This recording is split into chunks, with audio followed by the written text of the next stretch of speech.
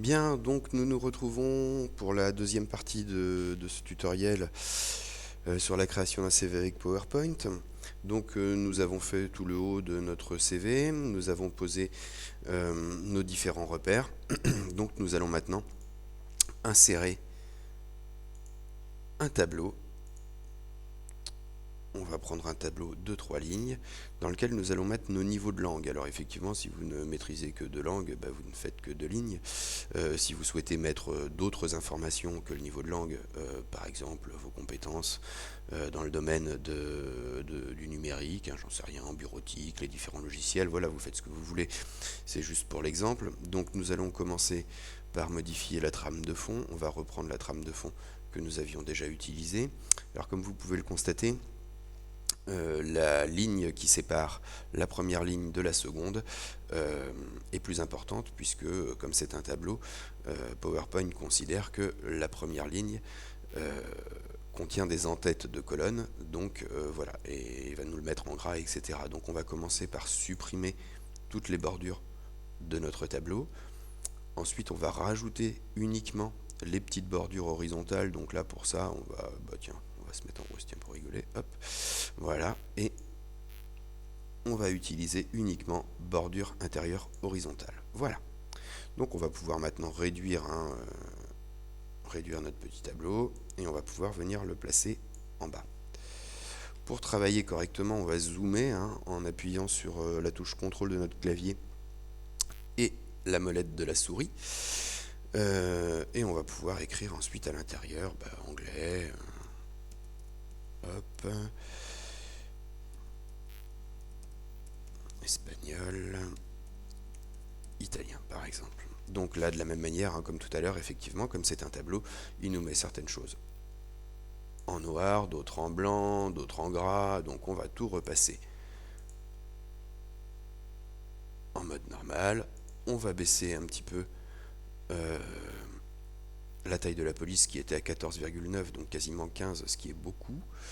Et on va écrire dedans, on va écrire, là ce coup-là on peut écrire en blanc quand même, voilà. Bien. Alors ce que nous allons faire maintenant, c'est que nous allons insérer des petits cercles, histoire de donner visuellement le niveau que nous avons en fonction du nombre de cercles que nous allons positionner. Donc pour ça, on va créer un cercle, on va utiliser l'outil ellipse, la forme ellipse. Pour faire un cercle circulaire avec cet outil, il faut en même temps appuyer sur la touche Shift de votre clavier et on tire dessus. Donc voilà, là j'ai fait un petit cercle correct.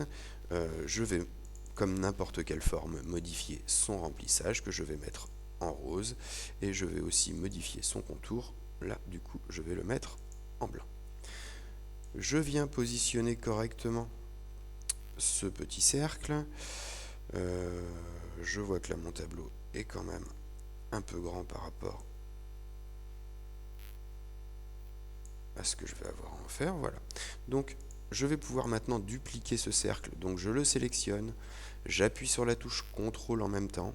Vous voyez que le pointeur de ma souris a changé de forme et je peux maintenant le sélectionner, tirer dessus et venir le repositionner juste à côté.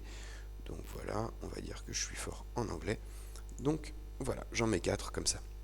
Je vais faire de la même chose pour l'espagnol. Donc voilà, hop, j'ai en même temps repositionné un sur l'italien. Et vous voyez que PowerPoint vous aide en positionnant tout seul des repères. Et je vais en mettre un deuxième sur l'italien. Voilà. Une petite information complémentaire, vous pouvez grouper ces différentes formes si vous le souhaitez, afin qu'elles ne bougent pas si vous avez des choses à ajuster. Donc pour ça, vous les sélectionnez en appuyant sur CTRL. Une fois que vous avez sélectionné vos formes, vous faites un clic droit, grouper, grouper. Voilà, maintenant vous voyez que ici il n'y a plus qu'une seule forme. Bien. On va ajouter un titre à ce tableau. Pour ça, on va ajouter une zone de texte. Hop, et à l'intérieur, on va écrire langue. Bien. Donc là on est en 18, c'est beaucoup trop haut, donc on va réduire, hop, et on va mettre ça en 12, et on va se mettre en marron.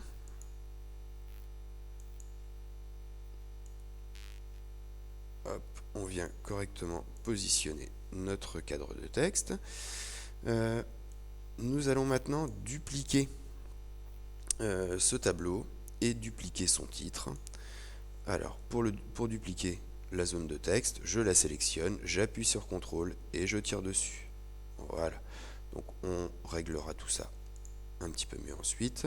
Donc là, on va écrire info en plus. Voilà. Comme ça nous évite d'avoir à refaire systématiquement la mise en forme à chaque fois. Je sélectionne maintenant mon tableau afin de pouvoir le dupliquer. Hop là, pardon, autant pour moi. Voilà, je sélectionne mon tableau. J'appuie sur CTRL et je le duplique. Donc là, mon tableau est bien trop grand pour ce que je vais avoir à en faire, donc je peux le diminuer et je vais modifier ce qu'il y a à l'intérieur. Donc comme je vous l'avais dit tout à l'heure, on va écrire permis B, en dessous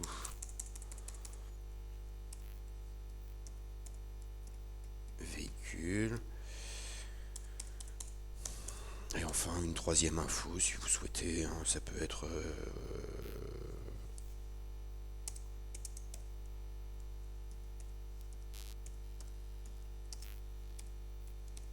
CAE par exemple. Bien. Donc je dézoome un petit peu, CTRL molette, histoire de voir ce que ça donne. Donc voilà où nous en sommes. Nous allons maintenant créer les titres des différentes catégories. Donc pour ça, hein, comme d'habitude, on va utiliser une zone de texte, hop, à l'intérieur de laquelle on va écrire compétences professionnelles.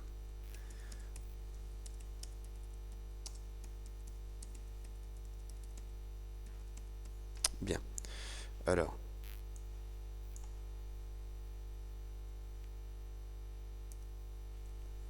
je la passe en majuscule en faisant Shift F3. Hop, je vais encore. Voilà. Donc je vais pouvoir caler cette ici. Je vais donc lui donner. Qu'est-ce que je vais prendre? Je vais encore écrire en marron. Et puis je vais conserver ça. Très bien. Donc je peux d'ores et déjà dupliquer tout ça, puisque je vais avoir besoin de compétences, mais aussi d'expérience professionnelle. Hein. Donc expérience. Voilà. De la même manière, je sélectionne mon texte et je fais Shift F3. Voilà. Et puis je vais aussi avoir besoin de formation. Donc je sélectionne à nouveau mon texte. Voilà. On va avoir besoin aussi d'une catégorie qui va s'appeler autres expériences.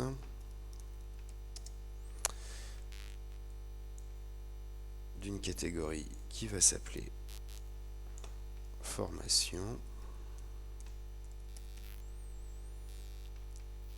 Bien. Et bien, maintenant que nous avons créé nos différents intitulés, on va pouvoir insérer des tableaux que nous allons remplir. Donc ça nous le ferons dans la troisième partie de cette vidéo. Je vous dis donc à tout de suite.